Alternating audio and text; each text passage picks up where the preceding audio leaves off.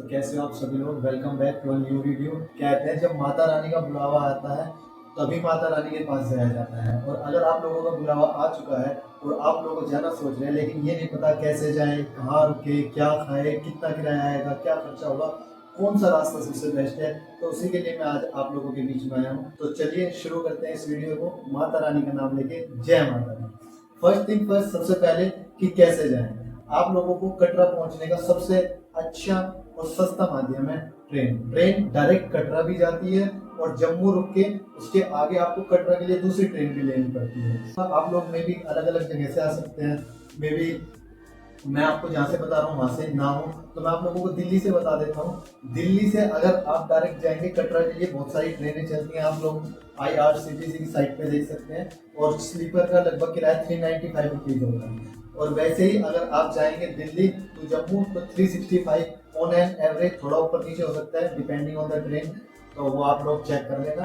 दूसरा, अगर आप जम्मू से कटरा के लिए जाते हैं तो उसके भी 2-3 माध्यम है। सबसे पहला ट्रेन सबसे अच्छा माध्यम, अगेन कटरा का स्टेशन बहुत अच्छा बनाया गया है, तो उसके 60 रुपए हैं। और वहीं से बहुत सारी ट्रेन चलती है जो आप वहाँ पे काउंटर पे जाके इंक्वायरी पे जाके पता कर सकते हैं। नंबर 2, आप बस से भी जा सकते हैं जिनका किराया वरी करता है 100 रुपए से लेकर 150 रुपए के बीच में। डीलक्स बस, सेमी डीलक्स और ऑर्डिनरी बस और सरकारी बस सभी चलती हैं, तो 100 से 150 के बीच में किराया ऊपर नीचे डिपेंडिंग ऑन द बस वो पड़ता है। आप लोग प्राइवेट व्हीकल करके भी जा सकते हैं, तो जिसमें टैक्सी का किराया 1500 से 1600 रुपए लेगा वो आपसे जम्मू से कटरा के लिए। आपको जाने के बाद स्टेशन के बाहर से ही या जहाँ पे भी आप जाओगे, मान लो बस से आते हो तो बस से ही उतरते ही आपको ऑटो मिल जाएगी जो आपको कटरा के मेन चौराहे पर छोड़ेगी। अब क्वेश्चन आता है कि रुकना कहाँ है। रुकने के मैं आपको 2-3 बहुत अच्छे ऑप्शन बताता हूँ, लेकिन इन सबको बुक करने के लिए आपको 2 महीने पहले बुकिंग करानी पड़ती है श्राइन बोर्ड की वेबसाइट से, जो ऑफिशियल वेबसाइट है। मैं यहाँ भी दे दूंगा और डिस्क्रिप्शन में भी दे दूंगा। लेकिन मुझे नहीं पता आप लोग इतने अच्छे प्लानर है कि आप 2 महीने पहले से ही सारी चीज फिक्स करके चलें और वो सारी की सारी सही से एग्जीक्यूट भी हो जाए। तो मुझे तो ये ऑप्शन ज्यादा अच्छा नहीं लगता। हालांकि आप उसी जगह रुक सकते हैं जिसमें आपको होटल का किराया पड़ेगा 400 से 1000 के बीच। आपको एक अच्छा डिसेंट रूम मिल जाएगा। अब वो डिपेंड करता है आप कितने लोग जा रहे हैं, कितने देरी के लिए जा सकते हैं। अब मैं आपको एक बहुत प्यारी सी चीज बताता हूँ, एक टिप देता हूँ, छोटी सी शांतनु स्पेशल टिप, जिसमें आपको बताऊंगा जब आप वहां जाओ ना तो इस तरह से प्लान करके जाओ कि आप 3-4 घंटे आराम करो। आर्ली बेसिस पे आप अपना रूम ले लो, 3-4 घंटे आराम करो, सो नहा दो और यात्रा के लिए निकल जाओ। वापिस आते वक्त फिर जिस हिसाब से आपकी ट्रेन हो उतने घंटे या उतनी रात के लिए आप रूम दोबारा बुक कर सकते हैं। तो शुरू में आप आर्ली बेसिस पे अगर रूम बुक करेंगे तो आपको सस्ता पड़ जाएगा। दूसरा, श्राइन बोर्ड की ऑफिशियल वेबसाइट पे आपको एक भवन है, वहां पर आपको बहुत सस्ते रूम मिल जाएंगे। अगर आप डबल बेड का लोगे तो 1000-1200 के बीच में, और डोरमेट्री सिस्टम भी होता है जिसमें आपको 150 रुपये पर बेड भी मिल जाता है, साथ में लॉकर भी होता है। तो एक श्राइन बोर्ड का निहारिका कॉम्प्लेक्स भी पड़ता है, वो भी सेम सिमिलर से रेट में देता है जो श्राइन बोर्ड के मैंने आपको बताया, लेकिन अगेन उसके लिए पहले से बुकिंग करनी पड़ती है जो कि बहुत ही मुश्किल है मेरे हिसाब से। तो क्योंकि मेरा तो दिन के दिन ही प्लान नहीं बनता, तो 2 महीने पहले तो मैं कैसे प्लान ही बनाऊंगा। इसके अलावा आपको फवारा चौक है, उसके आसपास भी रूम ले सकते हैं। त्रिकुटा भवन आप सर्च कर लेना, बहुत फेमस है। अगर वहाँ आपको बुकिंग नहीं मिलती तो उसके पास बहुत सारे रूम्स होटल्स मिल जाएंगे, आप वहाँ रह सकते हैं। और आप बिल्कुल जो बस स्टैंड वगैरह है उसके पास भी रह सकते हैं। तो ये हो गया रुकने का। अब जो आप लगेज लेके जा रहे हैं, ऊपर चढ़ाई करते वक्त सारा लगेज नहीं लेके जा सकते, तो आप अपना लगेज जिस होटल में आप रूम बुक कर रहे हो उसी से पहले बात कर ले कि भैया जब हम चढ़ाई करेंगे तो हम अपना सामान यहाँ रख सकते हैं ना। ये सब लोग प्रोवाइड करते हैं फ्री ऑफ कॉस्ट, उसका कोई चार्जेस नहीं होता। तो अपना जो सामान कीमती नहीं है वो वहाँ छोड़ दे, बाकी अपना ऑर्नामेंट, मोबाइल फोन, पैसे साथ लेके ऊपर चले जाए, जिससे आपकी यात्रा आसान और खुशहाली से हो जाएगी, जिसमें आपको थकान ज्यादा नहीं होगी। अगर आप लोग जम्मू से कटरा वया ट्रेन या वया बस जा रहे हैं तो ये मत भूलें कि आप एक विंडो सीट पकड़े, क्योंकि आपको बहुत सारे सीनिक व्यूज मिलेंगे, बहुत सारी टनल्स मिलेंगी, बहुत सारे ब्रिजेस मिलेंगे जो आपकी यात्रा को और भी खूबसूरत और मनमोहक बनाएंगे। ठीक है।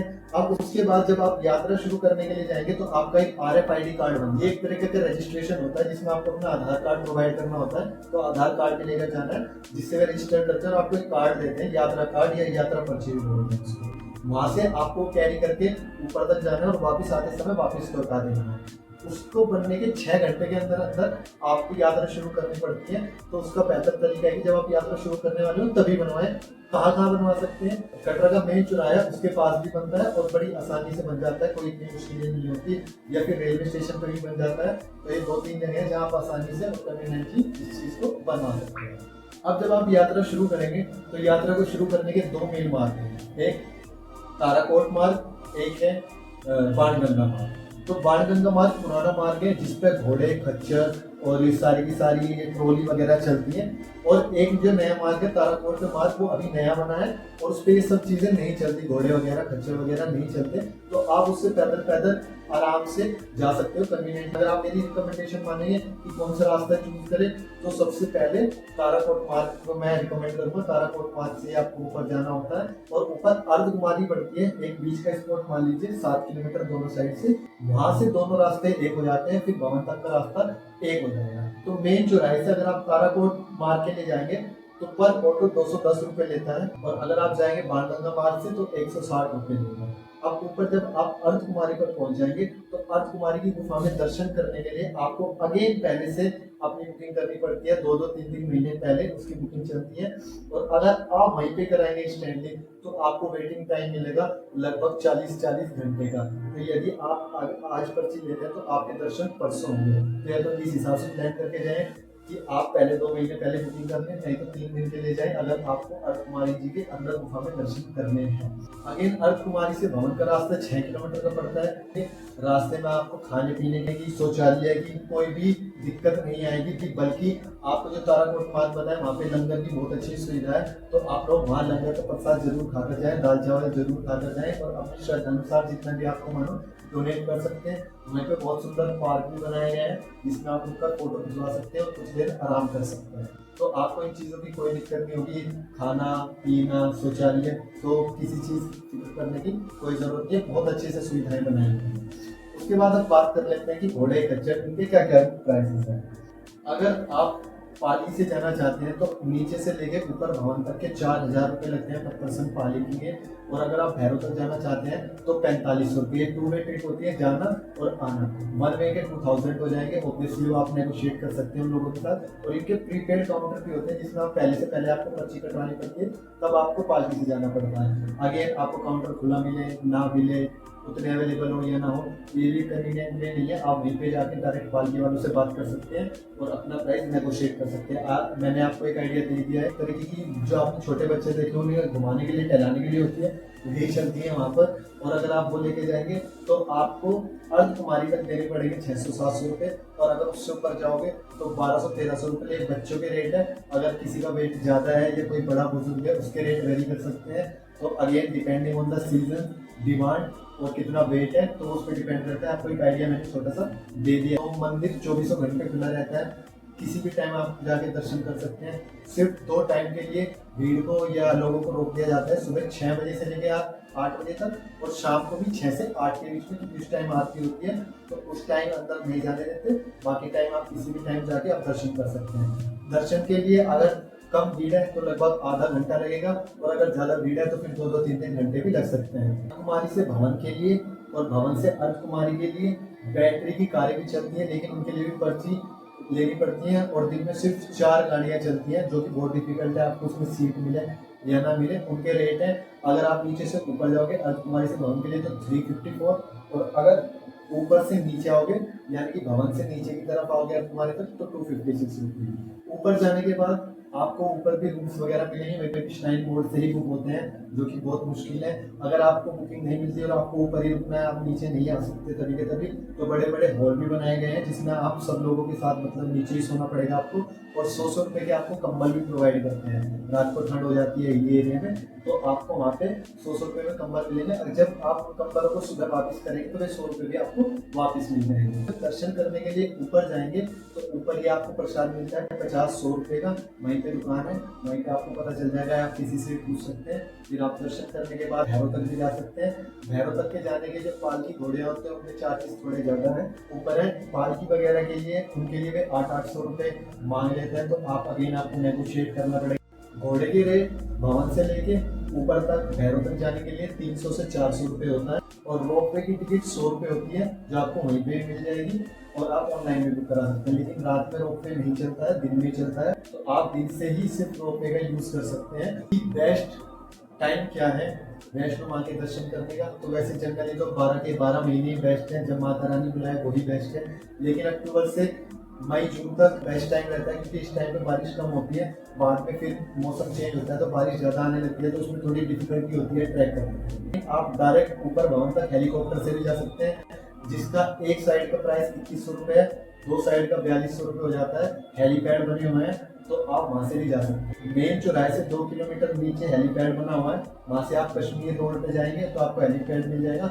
वहाँ से ऊपर वो आपको सानी छत पर छोड़ेगा, जहाँ से आपको 2 किलोमीटर पड़ेगा सिर्फ भवन। वहाँ से आप पैदल भी जा सकते हैं या आप अगेन घोड़े वगैरह भी कर सकते हैं। नीचे से ऊपर जाने में पैदल 6 से 8 घंटे लग सकते हैं। और ऊपर 2.5 से 3 किलोमीटर भैरव रह जाता है, जिसमें आपको लगभग 40-45 या मिनट या 1 घंटा लगता है, अगर आपकी स्पीड अच्छी है और आप फिट है। और अगर आपकी एज है, आपके पैरों में दिक्कत है, तो फिर टाइम वेरी कर सकता है। एक चीज़ ये, अब सबसे इम्पोर्टेंट चीज़ मैं आपको बता देता हूँ, कुछ स्पेशल टिप्स दे देता हूँ। Number 1, SIM. वहाँ पर आपके जो यहाँ के लोकल के सिम में भी नहीं चलेंगे, या तो आप एक नया सिम ले लें, या अगर आप लोग नहीं लेना चाहते तो अपने लोगों से बात करें कि अगर आप कहीं आगे पीछे छूट जाए, ऊपर नीचे खो जाए, तो कहाँ पर आकर मिलना है और इतनी मैच्योरिटी हो। अगर बच्चे हैं तो एक सिम जरूर ले लें, क्योंकि आप कहीं भी फंसे तो हेल्पलाइन नंबर को फ़ोन कर मदद मांग सकते हैं। नंबर 2, मैं वहाँ पर जब गया था तो मैं अपने साथ एक स्पीकर लेके गया था, जिसमें माता रानी के भजन बजाते हुए गया था। तो अगर आप भी इस तरह ट्रैक करना चाहते हैं तो आप पहले से पहले गाने डाउनलोड करके लेके जाएं, अदरवाइज आपका नेट फूकेगा, या फिर अगर आपके पास सिम नहीं है तो आप गाने नहीं सुन पाएंगे। नंबर 3, चप्पल पहन के ट्रैकिंग ना करें, क्योंकि आपके पैरों में छाले पड़ सकते हैं। एक अच्छे शूज, स्पोर्ट शूज पहन के जाएं, ताकि आपको ट्रैकिंग करने में आसानी हो। नंबर 4, एक मेरी एडवाइस है कि अगर आप सक्षम है, आप फिट है, तो पैदल ही ट्रैकिंग करें, तभी मजा आएगा, तभी आप ज़्यादा सीनिक व्यू ले पाएंगे, आपको इंजॉयमेंट होगा। तो शानदार स्पेशल्स में ये प्लानिंग है, आप इस तरह से अपनी बुकिंग करें कि आप सुबह 5-6 बजे जम्मू तवी रेलवे स्टेशन पर पहुंच जाएं, और उससे आगे का 2 घंटे का सफर रहता है, तो लगभग आप कटरा 9 बजे तक पहुंच जाएं, 2 घंटे आगे ट्रैवल करके। तो इस तरह प्लान करें, ये डायरेक्ट ही कटरा सुबह आप 7-8 बजे पहुंचे। आप जाइए सीधा, एक रूम लीजिए, रूम लेकर बैठिए, आराम कीजिए, 2-3 घंटे सोइए और अपना खाना वाना खाइए, नहा धोकर तैयार होकर 3-4 बजे अपनी यात्रा शुरू कर दें। 3-4 बजे अगर आप अपनी यात्रा शुरू करेंगे तो आपके रात को 10-11 बजे दर्शन होने शुरू हो जाएंगे। आप 1 घंटा 1.5 घंटा दर्शन करने के बाद फिर भैरव पर जाइए। भैरव पे 1-1.5 घंटा ऊपर जाने के बाद 15-20 मिनट में ही दर्शन हो जाते हैं, और उसके बाद आप नीचे उतरना शुरू करिए। आपको आने में भी 4-5 घंटे आराम से लग जाएंगे, अगर आप कंसिस्टेंट चलेंगे तो आप सुबह 7-8 बजे तक नीचे आ जाएंगे।